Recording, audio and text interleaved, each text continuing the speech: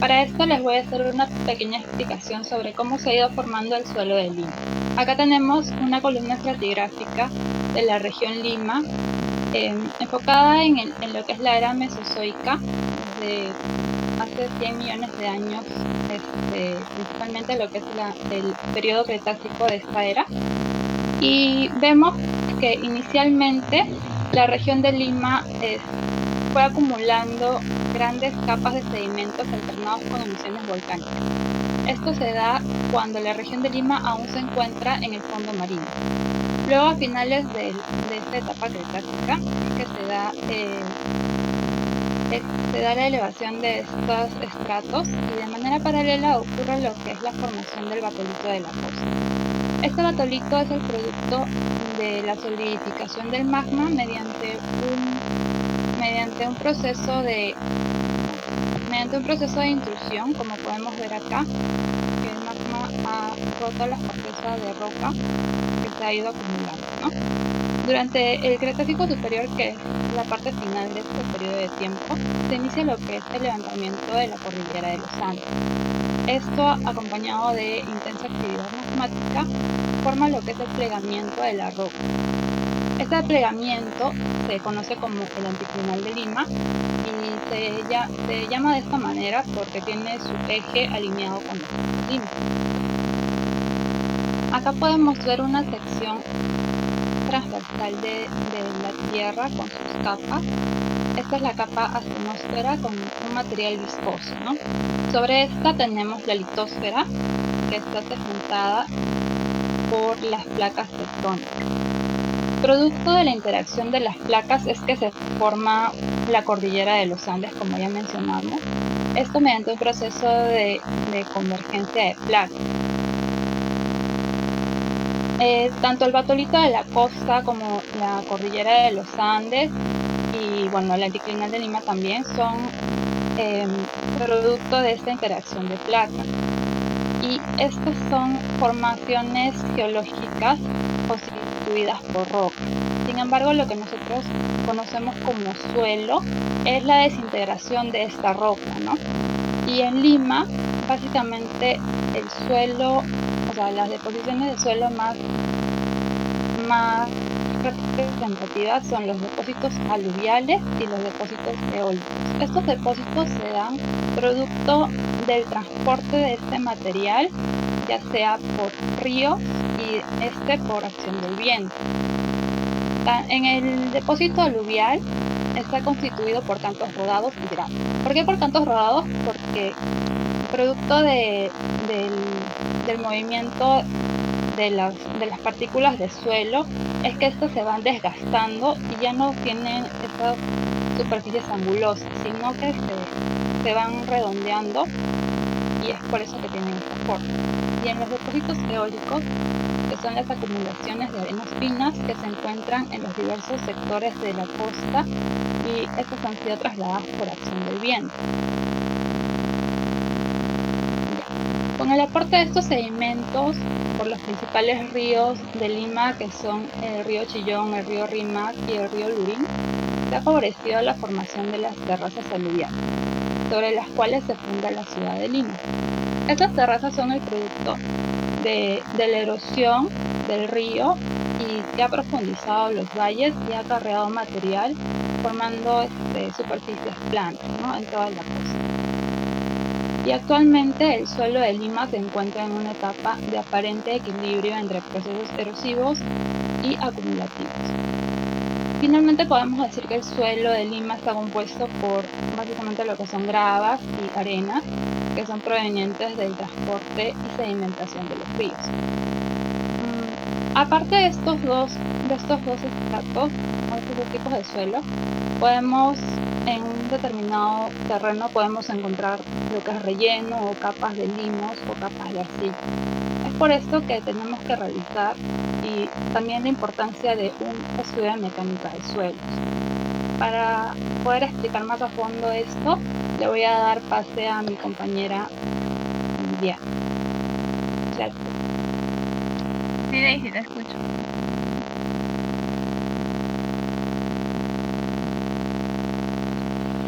Bueno, para complementar lo que Daisy estaba explicando, de acuerdo a los tipos de suelo que se han ido formando en la ciudad de Lima, encontramos finalmente este mapa de suelos en los distritos de Lima, en los que se puede detallar, ¿no? por los colores que presenta, las zonas que son aptas y no son aptas para construir, o sea, no son muy recomendables porque tiene presencia de arcilla y arena. Entonces, por ejemplo, podemos denotar acá que la zona 1, que está denotado por el color verde, vienen a ser suelos que son aptos para la construcción, y básicamente son los distritos que están al centro de Lima. También contempla Los Olivos, San Martín de Porres, y los suelos de color amarillo vienen a ser también que están aptos para construir, pero tienen ya una presencia de arcilla. Entonces estos suelos se presentan en los distritos de Villa María del Triunfo, en el Callao, una parte de Barranco. Y nosotros hemos tenido proyectos en los que hemos intervenido en Barranco, en Chorrillos y también en el Callao. Entonces, para esto se necesita realizar un mejoramiento de suelos, porque a pesar que este mapa nos indique que no son zonas aptas para construir, son terrenos que finalmente se van a construir. Entonces, para esto se necesita de tener un mejoramiento de suelos, para lo que se proponen distintas soluciones para mejoramiento de suelos, que básicamente nos ayudan a mejorar la capacidad portante del suelo. Acá tenemos un resumen de algunos estudios de mecánica de suelos en los distritos de Miraflores y San Isidro, y también de Callao, en los que se puede detallar qué estratos los componen. Por ejemplo, acá en el distrito de Miraflores tenemos el proyecto número 1, en el que básicamente el primer estrato o la primera capa que se encuentra viene a ser un relleno. Este relleno contiene limo, a veces es relleno limpio, a veces es un relleno con raíces o material que se ha ido construyendo. O sea, cuando se construye se tienen esos residuos de concreto o losas de concreto, algo así. Se tiene un relleno que el estrato, también el espesor de este relleno es muy bajo, que puede llegar hasta 1,20 m, 1,60 m o un poco menos, ¿no? De 0,30 a 0,60. Entonces acá, por ejemplo, tenemos primero un relleno, luego tenemos, en este caso para el proyecto 1, un GM que viene a ser una grava con limo, con presencia de limo, y luego viene GP, que viene a ser grava pobremente graduada. Para el segundo proyecto también se tiene una losa de concreto, un ML que viene a ser un limo de baja plasticidad, un GP que es grava pobremente graduada. O sea, ya cuando encontramos grava es más estable. Y vamos a definir también en qué momento se encuentra la grava. Por ejemplo, acá se encuentra a 0,85, desde 0,85 a 1,20, a 1,50 y en este caso a 2,30. Cuando nosotros analizamos los anclajes, por ejemplo, si vemos una sección en perfil, acá está el nivel al que se va a excavar y este viene a ser el nivel 00. Nosotros excavamos, bueno, el anclaje va a ir a una profundidad de -2. Entonces, el anclaje también va a tener un grado de inclinación, como se había explicado anteriormente, y más o menos va a tener esta forma. El bulbo, que va a ser la última parte del anclaje, va a estar ubicado mucho más abajo del nivel -2 por esta inclinación que se tiene. Entonces, si analizamos en qué momento se encuentra la grava, que acá máximo que es a 2,3 o empieza a 2,3, entonces lo que está más abajo viene a ser grava. Si tenemos, por ejemplo, en este caso, en este proyecto 2 a 0,3, y tiene la presencia de limo de baja plasticidad, el 0,3 viene a ser un estrato muy chiquito que no va a influir en la adherencia del bulbo hacia el terreno, porque la adherencia del bulbo pues básicamente se va a dar en un estrato más bajo donde se tiene la presencia de grava. En el caso de San Isidro, también de la misma forma, tiene una estratigrafía parecida al de Miraflores. Y acá tenemos un ejemplo de 2 proyectos en el que también se tiene un estrato, una primera capa de limo que viene a ser un espesor muy pequeño, y luego se tiene una grava pobremente graduada. Ya cuando es grava, por ejemplo acá a partir de 1,50 m, ya es un estrato más estable en el que se va a adherir perfectamente el bulbo. En la zona del Callao, por ejemplo, este proyecto 1 se ha hecho un análisis hasta la profundidad de 940, que es donde se va a excavar, y tiene la presencia de limo de baja plasticidad, de arcilla de baja plasticidad, SC que viene a ser arena con arcilla, y SP arena pobremente graduada. O sea, acá podemos determinar o concluir que el suelo del Callao, como hemos visto también en el mapa anterior, no es un suelo muy apto para construir. Entonces va a necesitar un tipo de mejoramiento del suelo. En este proyecto 2 también de la misma forma se encuentra CLML, que viene a ser arcilla, limo y arena. Y las profundidades pues son muy altas, ¿no? Entonces en este caso, si vemos este ejemplo de en qué momento se va a ubicar el bulbo, en este caso sí el bulbo puede estar adherido en un estrato, en un suelo que sea arcilla o arena. Entonces eso se tiene que tener en cuenta al momento de analizar este tipo de suelos, por lo que de acuerdo al mapa anterior, como hemos visto que el Callao no es una zona muy apta para construir, se va a necesitar un mejoramiento de suelo. Pero por ejemplo en este caso, en este proyecto 2, podemos ver que a mayor profundidad ya se encuentra una grava pobremente graduada. Y como sabemos, la grava es un estrato muy adecuado para que el bulbo se pueda adherir adecuadamente. Para la interpretación del estudio de mecánica de suelos, viene a ser un informe en el que debe contener estos puntos, que viene a ser el resumen de las colindancias de cimentación, una información previa de la formación de suelos en ese punto, una exploración de campo, que se hacen ensayos in situ, y un grupo de ensayos en laboratorio. Luego se define el perfil del suelo. De acuerdo a las calicatas que se han realizado, se va a poder describir el perfil del suelo que se está analizando. Y cuando se describe el perfil del suelo, también se va a analizar si es que se encuentra o no se encuentra el nivel de la napa freática al nivel que se está realizando la investigación. Luego, el estudio de mecánica de suelos también propone un tipo de cimentación, unos parámetros para el diseño de cimentación y también la capacidad portante. Aparte, en los anexos, esto ya es parte de los anexos, nos dan los resultados de los ensayos y el plano de ubicación. En el plano de ubicación también se puede observar este plano, que básicamente es del estudio de mecánica de suelos, nos va a mostrar en qué punto se ha realizado la calicata y en qué punto se han realizado preparaciones. Y también de acuerdo a los estratos se va a determinar los perfiles de suelo, pero detallado. Es un resumen que ya presenta el estudio de mecánica de suelo. Entonces acá tenemos un ejemplo. Esta es una parte del índice de un estudio de mecánica de suelo que nos ha llegado. Y acá se tiene un primer acápite que viene a ser resumen y conclusiones, donde se hace una descripción breve de todo el trabajo que se está realizando, los fines del estudio de mecánica de suelo, el proyecto que se va a construir y los parámetros que se han encontrado después de toda la investigación realizada.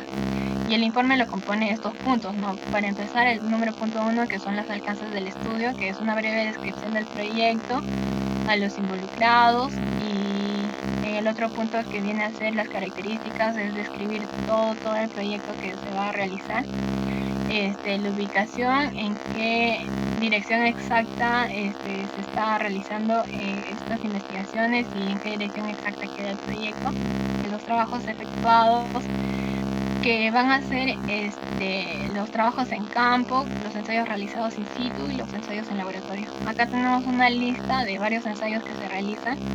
Nosotros hemos explicado cierta forma para que puedan tener un poco de conocimiento acerca de los ensayos de laboratorio y algunos puntitos. Pero el día viernes vamos a tener un invitado que es especialista en ensayos y nos va a dar una explicación más amplia de los ensayos que se realizan en laboratorio y en campo. Aparte, el punto número 5 en este estudio de mecánica de suelos nos da el perfil del suelo. Como dije, en el perfil del suelo se describe las capas, los estratos, el espesor, la simbología de cada estrato que se encuentra y la descripción. Y también con eso viene el nivel de napa freática, si es que se encuentra o no se encuentra. Luego el punto 7 denota los análisis de cimentación, como dije, la presión admisible y la profundidad de cimentación, y también propone diseños para la cimentación. Aparte, muestra los parámetros de sismicidad de acuerdo a la norma E030 y los parámetros de diseño de obras de sostenimiento en el punto 9. Estos parámetros a nosotros son los que nos importan y al que le hacemos mucha referencia, porque de acuerdo a esto son los parámetros que nosotros usamos para realizar el diseño, que básicamente son las obras de sostenimiento, en este caso serían para los muros anclados. Luego tenemos el punto 10 para la agresividad de suelos, y el que contiene sales. Hay una tabla de la ASI que nos muestra desde qué punto a qué punto es recomendable el contenido de sales y desde qué punto a qué punto se tiene que tener cierta consideración en el concreto para prevenir algún tipo de daño que puede haber de acuerdo a los sulfatos, cloruros o sales, ¿no? El punto 11 viene a ser las recomendaciones adicionales que ya propone el estudio de mecánica de suelos. Entonces, para empezar, acá tenemos el perfil de suelo que va a denotar de acuerdo a cada altura que se está investigando. Acá están las cuotas y la simbología del estrato que se encuentra, ¿no? Por ejemplo, acá se tiene una altura de 1.6, un estrato que está conformado por relleno, y este relleno viene a ser el desmonte de arcilla, grava, arena y raíces con restos de concreto y ladrillo. Básicamente los rellenos, como mencioné anteriormente, viene a contemplar todos estos parámetros. Para el estrato siguiente, que viene a ser grava limosa, está denotado por GM, empieza desde la altura -2, está a una cota -2, y también en el perfil de suelo nos describe todas estas descripciones que vemos en este cuadro, se encuentran en el perfil de suelo del estudio de mecánica de suelos que se está presentando. Entonces acá, por ejemplo, se tiene una grava limosa en la que nos describe que es medianamente densa, está ligeramente húmeda, y también nos describe el color, que es gris claro, y las partículas subredondeadas y bolones tienen un tamaño de 17 centímetros. Mientras que a mayor profundidad, hasta la cota -18, se tiene un GP, que es grava pobremente gradada, y esta grava mal cargada también es medianamente densa, ligeramente húmeda, color gris y con partículas subredondeadas y bolones de tamaño de 24. Entonces, junto con el perfil del suelo nos viene el análisis del nivel freático, si es que se encuentra o no se encuentra el nivel freático. Entonces, por ejemplo, un punto más abajo detectamos esto, ¿no? La ubicación de la napa freática en la zona comprendida en el estudio no ha sido detectada a una profundidad investigada de 18 metros. O sea, el estudio que se ha realizado, la investigación que se ha hecho, ha sido hasta -18 metros. Y a esta profundidad no se ha encontrado napa freática. Entonces, al realizar el diseño de muros anclados para saber cuánto va a ser la carga de tensado para cada anclaje, no vamos a tomar en cuenta el nivel freático, porque el estudio de mecánica de suelos ya nos está indicando que no se encuentra o no ha sido detectada un nivel freático. El otro punto que nos muestra el estudio de mecánica de suelos son los análisis para la cimentación. Entonces, por ejemplo, acá tenemos varias propuestas de cimentación que vienen a ser la viga de cimentación, losa de cimentación, zapatos aisladas, y las cimentaciones por sulfatos, cimentaciones profundas, cimentaciones corridas. Esas son propuestas que nos da el estudio de mecánica de suelos, pero no nos enfocamos en eso. Otro punto que nos muestra el estudio de mecánica de suelos viene a ser la sismicidad, y esta viene dada por la norma E030 de diseño sismo resistente, en la que tenemos todos estos parámetros, ¿no? Por ejemplo, el factor de zona, de acuerdo al factor de zona y de acuerdo al lugar donde se está realizando el estudio, se va a sacar un factor de zona seca. Luego tenemos en la tabla 2 la clasificación de los perfiles de suelo, que ya se ha detallado anteriormente cómo es que se sacan estos parámetros, pero la norma ya nos presenta, y de acuerdo a esto podemos sacar qué perfil de suelo estamos usando. o qué perfil de suelo se encuentra en campo, en el terreno que se está analizando. La tabla 3 nos muestra el factor de suelo denominado por S, que va a relacionar el suelo con la zona y nos va a dar un factor numérico. Entonces esto también va a depender del lugar que se está analizando. Y por último la tabla 4, que nos dan los periodos de acuerdo al perfil de suelo. Finalmente lo que nos presenta el estudio de mecánica de suelos viene a ser esta tabla, donde nos da el parámetro de acuerdo a estas cuatro tablas. Y nos da, por ejemplo, es un estudio de mecánica de suelos que se encuentra en Lima. Entonces el factor, la zona sísmica es un valor de 4. El perfil de suelo es S1 y de acuerdo a este perfil de suelo podemos hallar un factor de suelo de acuerdo a la tabla número 3 de 1 y también los periodos. Entonces esto también nos presenta el estudio de mecánica de suelos, pero que lo tomamos en cuenta para un diseño pseudoestático. En este caso para el diseño, para la carga de los anclajes, tomamos en cuenta y nos enfocamos bastante en los parámetros de diseño para las torres de sostenimiento que vienen a ser los anclajes, los muros anclados. Entonces, por ejemplo, en este punto esto viene a ser un extracto del estudio de mecánica de suelos en el que nos menciona que esta obra deberá tomarse precauciones para proteger las paredes de las excavaciones y cimentaciones en general y en especial las cimentaciones de las edificaciones y vías colindantes, es lo que nosotros tomamos en cuenta para realizar el diseño de los muros anclados. Y acá también nos menciona que mediante el uso de muros anclados al terreno para proteger.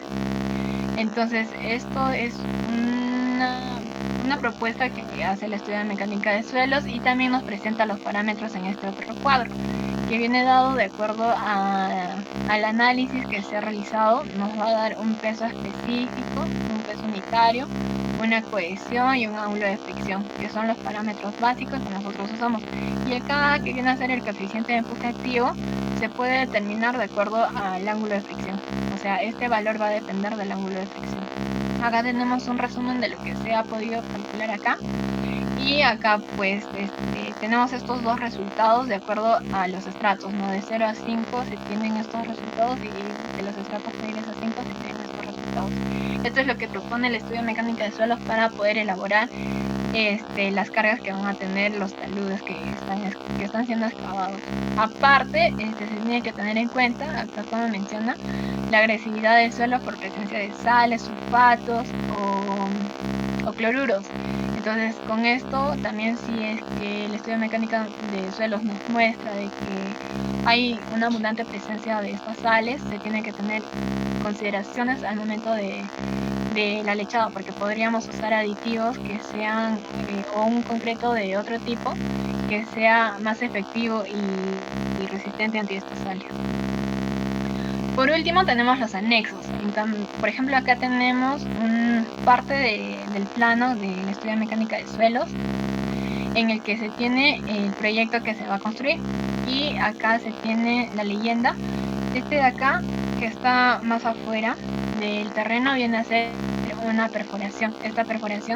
En esta perforación se realiza un ensayo SPT que se explicaba anteriormente, y acá se tienen 5 calicatas que se han realizado durante o en todo el área del terreno, ¿no?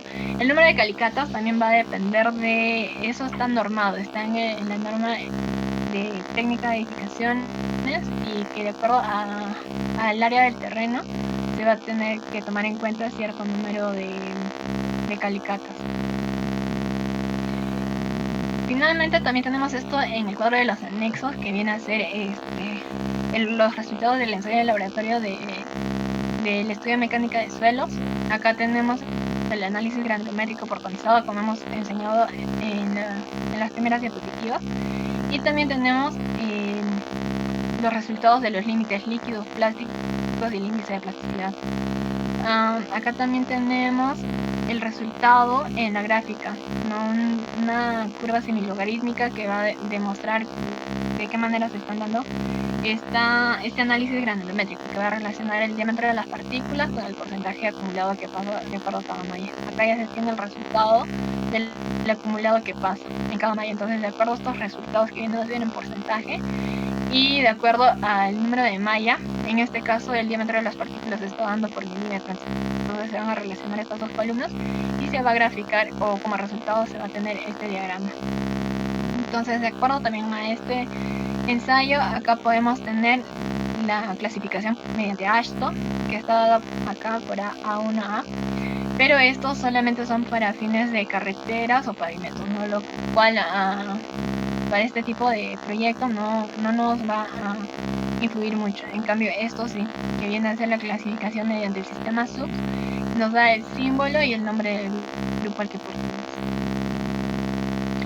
Este viene a ser otro resultado. Esto viene a ser un resultado del ensayo CPT, en el que se está denotando de acuerdo a cada espesor de cada suelo encontrado los números de golpes, de acuerdo al ensayo de penetración estándar.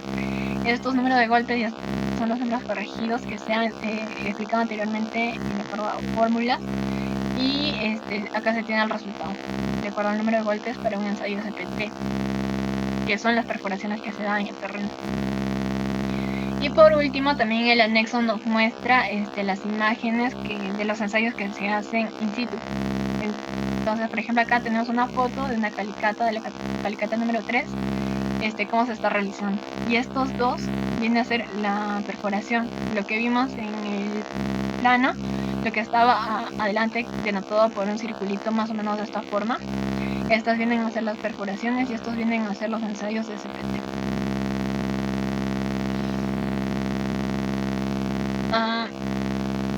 Bueno, eso sería todo por mi parte. No sé si Manuel se encuentra por